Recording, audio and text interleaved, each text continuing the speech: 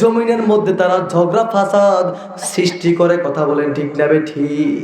একটু মানে কথার মধ্যে একটু ব্যামিল হইলে মারধর করে ছেড়ে দিয়ে দেয় কোপ, দা দিয়ে কোপ দেয়, ছুরি দিয়ে ঘাই দেয়, কি যে তামাশা শুরু করে। ঠিক না ঠিক?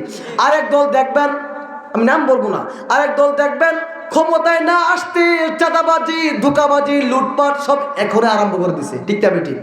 সম্মানিত হাজরিন, আমি কারো নাম বলতেছি না।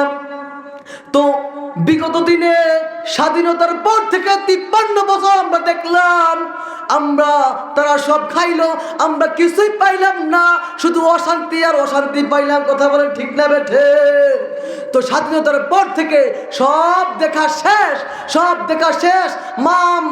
বাম রাম, হিন্দু, বৌদ্ধ, খ্রিস্টানরা, ইহুদি, নাসারা দেশকে যেভাবে বলেছে সেইভাবে শাসন করেছে, সব দেখা শেষ।